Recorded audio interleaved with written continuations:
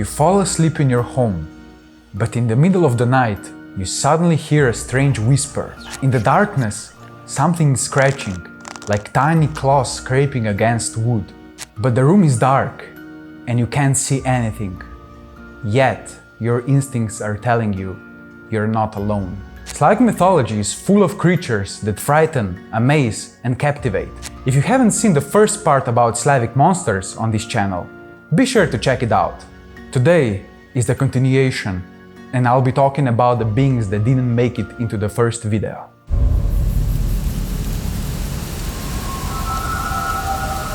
Kikimora is a household spirit, but unlike the kind and helpful Domovoy, she's cunning and malevolent.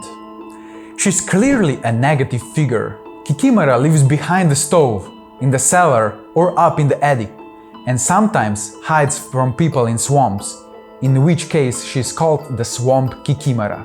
The name is believed to come from the words kikat, to scream or make sharp noises, and mora, a word for death. Rumor has it that the most terrifying, soul-chilling sound you can hear at night is Kikimora's scream. What does Kikimora look like? She's a small hunch old woman with long, bony fingers, tangled hair, and bulging eyes. Sometimes she's described as a girl in tattered clothes, but always with unnaturally long limbs. She can turn invisible or transform into a cat, a frog, or even a piece of a rope. Kikimora is a master of mischief. She knocks at night, tangles yarn, breaks pots, and even suffocates people in their sleep. If you hear strange whispers or the cry of a child in your house, know that it's her. In the old days, people believed Kikimora appeared in homes built on cursed grounds, where someone was buried without a cross or where blood had been spilled. There are ways to protect yourself from Kikimora. You can bless the house, place a protective charm like a hand-twisted doll under the threshold, or say a prayer. If Kikimora settles in, she can be so unbearable that people may abandon their home entirely. Some researchers believe that the image of Kikimora evolved from the Slavic goddess Mokosh. Where do Kikimoras come from? According to Slavic belief, they are the spirits of the dead who died unnatural deaths. A girl who dies before baptism could also become a Kikimora. She is known across the entire Slavic world, from Belarus and Poland in the north to Bulgaria and North Macedonia in the south.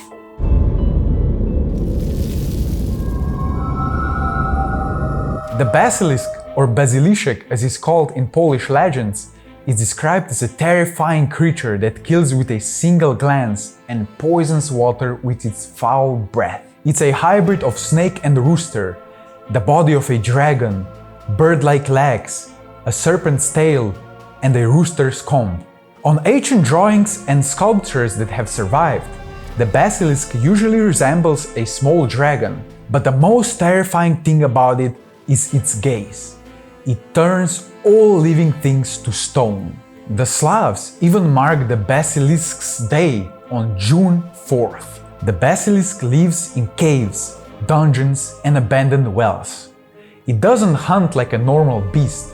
Its breath is poisonous, and a single glance is lethal. In Slavic folklore, it's a rare creature, but if it does appear, it's seen as a sign of great misfortune. There are only two ways to kill a basilisk: with a mirror. If it sees its own reflection, it will turn to stone, or with a weasel, whose scent is deadly to the basilisk. Aside from that, no one can withstand the basilisk's destructive power. In some legends, the basilisk is said to be a creation of dark magic, brought into being by sorcerers to guard hidden treasures.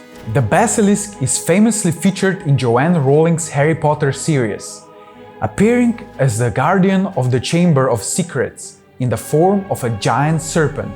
In Rowling's bestiary, the basilisk is given the highest danger rating.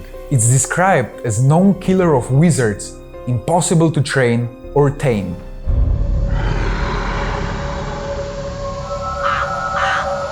An Upyr is a corpse that rises from the grave to drink the blood of the living. In some regions, the names Vurdalak or vampire are more commonly used. What does an Upyr look like? It's a corpse with red eyes, long claws, and sharp fangs. It can take the form of a bat, a wolf, or even mist. But most importantly, it doesn't cast a reflection in mirrors, and it's afraid of sunlight. Upyr attack at night, either draining blood or tearing out the heart. Those who were sorcerers in life, died unnaturally, or passed away without repentance are considered especially dangerous. To keep an Upyr from rising from the grave, people would drive an aspen stake through its heart, sever its tendons, or bury it face down. If an Upyr is already roaming, it can be stopped with garlic, holy Christian symbols, or fire. In essence, the vampire, whose image is widely used in literature, shares the same origins and similar traits. The difference is that the Upyr or Vurdalak exists in Slavic mythology as a horrifying monster with a gruesome appearance, while vampires, after centuries of evolution in pop culture, have transformed into attractive figures who no longer repel the mainstream audience. According to Slavic myths, you cannot become an Upyr simply by being bitten by one. A person becomes an Upyr primarily because of the circumstances of their death. For example, if the death was premature and the person still had a strong, unrealized life force. Or if the death was unnatural, or the person died without receiving absolution for their sins. Slavic legends also say that a person could become an Upyr after death if they had been immoral in life, such as a lecher, a murderer, a greedy, or a cruel person.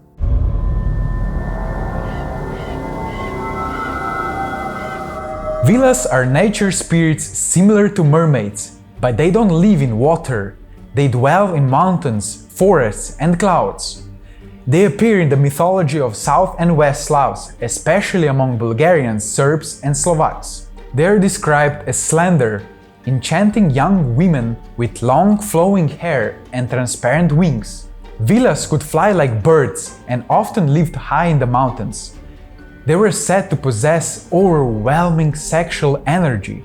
According to legend, if a man encountered a Vila in the forest and spoke to her, he would never be able to forget her. Vilas were generally friendly towards humans, especially men. Aware of their own allure, they often use it to their advantage. Vilas could help those who were lost in the wilderness, heal wounds, and bring good luck to hunters.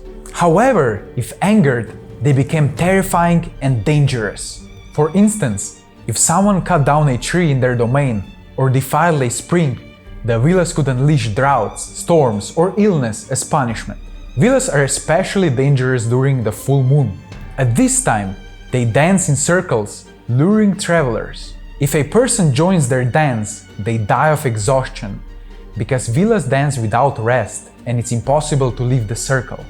According to legend, if someone takes Vila's wings, she becomes an ordinary woman.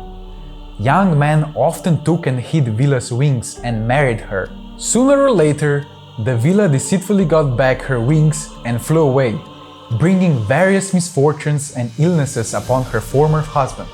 Among South Slavs, Vilas are sometimes said to have goat, horse, or donkey legs, which they hide under long dresses.